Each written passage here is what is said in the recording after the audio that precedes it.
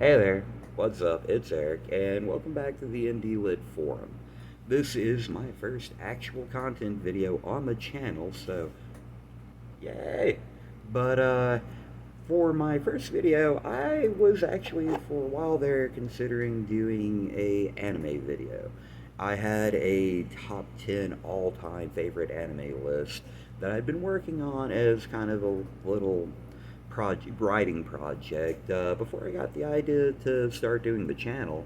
So a lot of the groundwork was already there, and it would be kind of, I think, easy to move into this format. I already had it the roughly already sketched out, and I want to say over half written. So just a little bit more, just da da da da da, and I would have had kind of a nice little list of notes that I could have just, referred to the entire time. But I kind of felt bad having something that I was calling the Indie Lit Forum, where the first content that I did for the video was anime related. I do want to do anime content on this channel. I like anime a lot, and I think I think talking about anime while talking about a lot of independent literature right now is not necessarily, you know, discongruous. But for my first video, I decided I was going to do Ather's Blessing, the first book in the Ather's Revival series by Daniel Schinhofen. I always want to mispronounce that name. I keep putting an L in it, but I'm trying. Schinhofen. But he's an author that I actually like a lot. I've been reading a lot of his books lately, and I am probably going to do a video on probably just about everything he's written so far and in the future. Like, I am a big fan of his. So I figured, yeah, this is a great book to start the channel with. Just originally, I was going to wait and do it when I had a hard copy of the book, which I am planning on ordering sometime in the very near future. I just hadn't gotten around to it yet. I was looking at doing so, a couple of weeks ago, but I just bought a new mattress. I'm like, nah, I can't really save a little money, wait. So, but maybe I'll do this video again later and maybe try to do a little bit more in depth. Like today, I'm just going to kind of try to give an overview of the story and, maybe give you an idea of whether it's something or not you might want to read. So, in Ather's Blessing, I wanted to call it Ather's Revival. In Ather's Blessing, we start off following our main character, Gregory Petit. He is a young man living in an empire that requires all citizens of the empire upon reaching their age of majority, 18.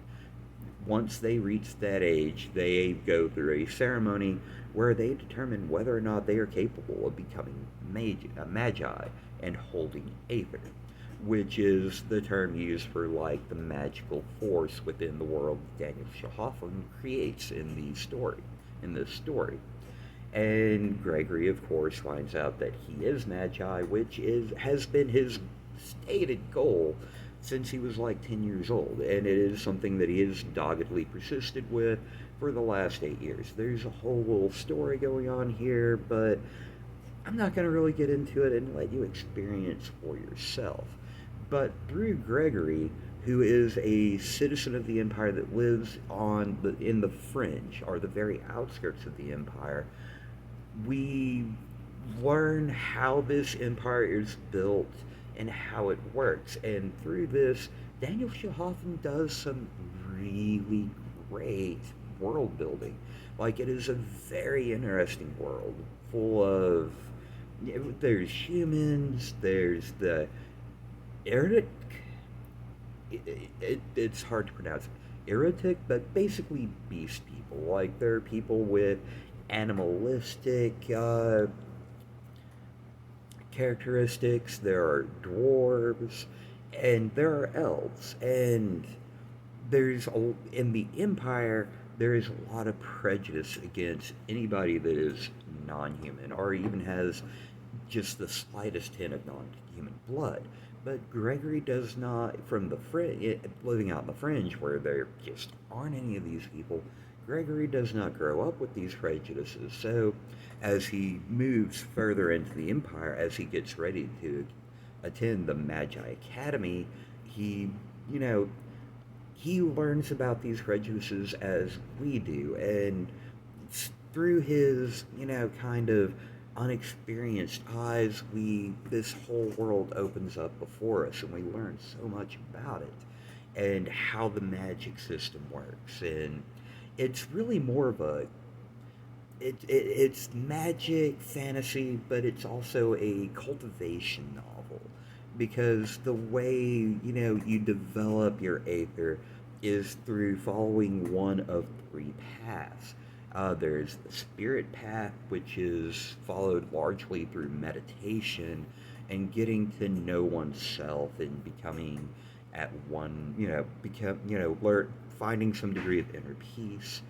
Then there's the body path, which is gained through pretty much martial prowess, practice with, physical combat, weaponry, which is to some degree something all magi have experience with, but the body path practitioners specialize in it more. And then you have the mind path, which is, of course, followed by educating oneself. And so we follow him as he learns about this empire and as he goes through this academy. And, it has a Harry Potterish kind of vibe to it at times because, it's very much kind of following him through his day to day kind of thing as he goes to classes and learns about the empire and learns about what means to be magi and becomes more physically adept. And it's you very much get a sense of living with especially Greg and his friend Yukio, who is a girl that he winds up coming to the academy at the same time as, and she has snow owl blood. So she's a lot of people don't like her because of that, but she's beautiful, and Gregory's like, I, "You're hot. I don't care. Yeah, I'll be your friend, definitely." But you follow them, and you just really get a sense of like you're getting to know these characters because it's not all, oh, we gotta beat this grand big enemy. We're doing this. We're doing that. It's they're learning, they're growing, they're becoming more. They're learning what they can become. I'm trying to avoid spoiling anything too crazy. Uh, there's not really a major, like, big bad antagonist, especially in this book. There's maybe a sense that there is one being set up for the overarching series, but if anything, the antagonist that they are kind of butting their heads against is the like established system of prejudice and hierarchy. And that's more what they're find themselves kind of going up against. And really in the first book that there is a climax, a finale, in the form of what the novice tournament, which is where all the novices of their level, fight it out in a martial arts tournament, pretty much to see who's the best. I'm not going to spoil who wins, whatever. And there are people that they aren't necessarily in tight with that their fights with those people are actually rather kind of cathartic, and it's like, wow, holy shit, yeah, get 'em. But so yeah, it's a really good story. And I'm starting to run a little bit long here. I'm trying to keep the videos down in the like 10-12 minute range starting off. But I think I hope I've kind of put out there enough information to kind of give you an idea of what this story's about. Oh, I forgot to mention There are explicit scenes in this in this book. There's not very many. I want to say there's maybe two or three tops. They're very well done. I think tastefully done. But it's also something that becomes a little bit more prevalent in later books. Not, once again, not a lot.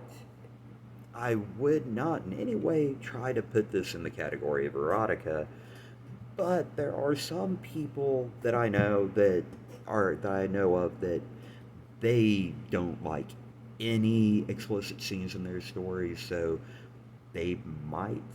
So just be warned. There are some explicit scenes, and there will be more explicit scenes as you move further on in the series. But if you don't mind that, or like it if it's well done, then yes, you should definitely try this book out because it is well done. It fits in the story where it's at. I feel, and I feel it adds a little something humanizing to the whole story. And otherwise, I think the whole thing would kind of be. I'm not going to get into that too much now because I think there's a degree of spoilers that might rise up if I go too much further down that road. But Ather's Blessing, very good book, highly recommended. I'm not going to try to rate it on a number scale or anything. I may do a video later on trying to, where I tried to do something like that, but at this point in the channel, I'm not trying to do like hard and fast reviews. I'm more just trying to do overviews and talking about why I like certain books. So check it out, and if you're still watching this, thanks. I appreciate it. Thank you for watching till the end. If you like what's going on here so far, then hey, like, subscribe, and hey, comment. Let me know. I mean, hell, not.